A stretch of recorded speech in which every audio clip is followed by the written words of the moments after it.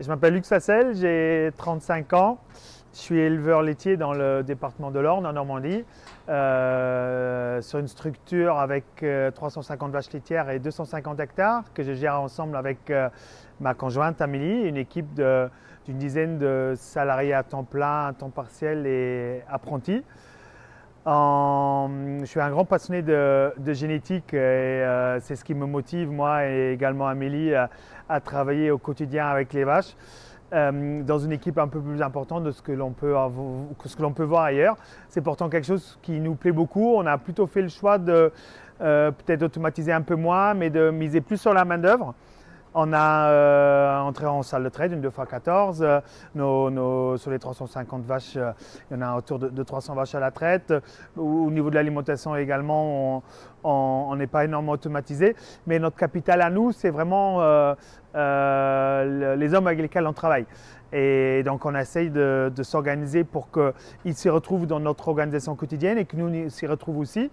On essaie de mettre en place des plannings sur plusieurs semaines pour qu'il y ait de la visibilité, de la lisibilité sur ce qu'ils ont à faire. On essaie d'établir des protocoles assez clairs pour que chacun sache ce qu'il y a à faire, de quelle manière, à quel endroit.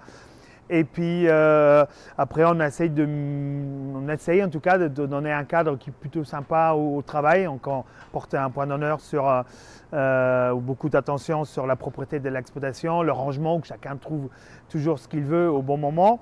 Et puis on essaye aussi d'avoir un certain esprit d'équipe, hein, avec de la ponctualité, avec du respect envers les autres membres de l'équipe, de la convivialité, avec des petits déjeuners qu'on prend en commun, des déjeuners qu'on prend en commun aussi, au moins avec une partie de l'équipe.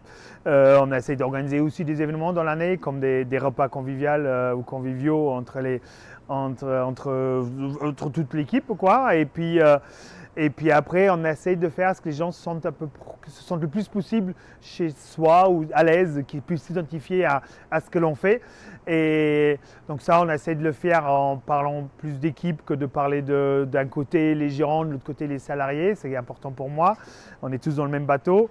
Et puis après, de mettre en place des vêtements personnalisés, par exemple au nom de l'exploitation, des fois aussi au nom des personnes, d'essayer de les valoriser aussi dans les reportages comme aujourd'hui. On essaie des fois de mettre en avant aussi des membres de l'équipe. Et puis après, avec le respect des horaires, avec une gratification, qu'elle soit humaine, avec des remerciements, avec des valeurs humaines qu'on leur porte pour les pousser à faire ce qu'ils savent le mieux, et puis bien évidemment financièrement aussi pour que tout le monde s'y retrouve, et essayer de faire un compromis. Et c'est quelque chose qui nous plaît très bien avec Amélie. On en est très contents, très heureux.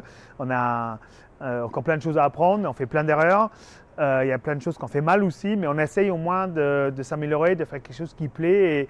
Et la preuve en est que ça va moins dans le bon sens, c'est que les salariés, les apprentis, ils s'y plaisent chez nous, ils ont tendance quand même à rester. Ça fait quelques années qu'on n'a pas eu de démission.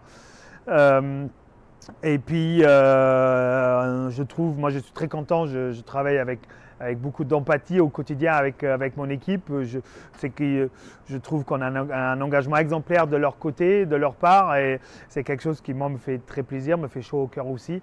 Et donc on essaye de faire ce que cette activité laitière qui est très contraignante, qui demande une présence 365 jours par an, elle soit compatible avec une vie privée au niveau de l'équipe salariale, et puis d'autres activités, d'autres passions qu'ils peuvent avoir. Donc avec plusieurs équipes qui ne font pas les mêmes journées, bien évidemment, que ce que moi et Amélie en fait, et pour qu'ils puissent concilier aussi leur vie professionnelle et leur vie privée, et puis de faire à ce que tout le monde est heureux dans la ferme, quoi. Moi, je suis d'origine luxembourgeoise, je me sens très français et c'est important pour moi de le dire, hein. Je suis en France depuis 23 ans, mais c'est vrai que le fait que je parle plusieurs langues, je parle l'anglais et l'allemand notamment couramment, ça lève des barrières, ça permet d'aller visiter des choses, et il m'est arrivé dans mon parcours professionnel d'aller régulièrement en Allemagne, et avec une Allemagne du Nord-Ouest où les fermes sont beaucoup agrandies, avec beaucoup de salariats et des exploitations dans la manière de fonctionner, dans le type d'exploitation que c'est, nous spécialiser avec un certain nombre de vaches laitières qui est plus proche de la nôtre, et donc du coup ça nous permet d'échanger, de progresser Je progresse bien évidemment aussi avec des gens qu'on a autour de nous. J'aime beaucoup découvrir d'autres systèmes pour toujours essayer d'apprendre de nouvelles choses. Mais c'est vrai que les exploits sanitaires en Allemagne m'ont beaucoup inspiré, m'ont beaucoup motivé à faire ce que j'ai aujourd'hui. C'était le point de départ de mon inspiration. Et puis après, j'aime aussi beaucoup ce qui se passe en Amérique du Nord. On a une mauvaise image de l'Amérique du Nord, je trouve, beaucoup en France et parfois en Europe. Et pourtant, je trouve qu'ils font beaucoup de belles choses, notamment autour du bien-être des animaux, contrairement à ce qu'on pense, avec beaucoup de confort. Là, nous, les logettes sur sable, les logettes creux sable, ça vient vraiment des États-Unis. Et puis la rigueur qu'ils ont aussi dans l'application des protocoles, dans toute la gestion qu'ils ont autour de la vache, que je trouve vraiment passionnante. Puis on essaie de concilier ça avec mes petites volontés ou nos volontés avec Amélie, à nous deux. Par exemple, le pâturage, on n'a plus beaucoup de fermes aujourd'hui qui pâturent avec des grandes tailles de troupeaux. Nous, on arrive encore à le faire et on aime le faire. On a la chance d'être dans une région, la Normandie, même si c'est l'extrême sud qui est déjà un peu séchante, d'avoir quand même encore des conditions pédoclimatiques qui nous permettent de facilement pâturer. Et donc, on ne s'en prive pas.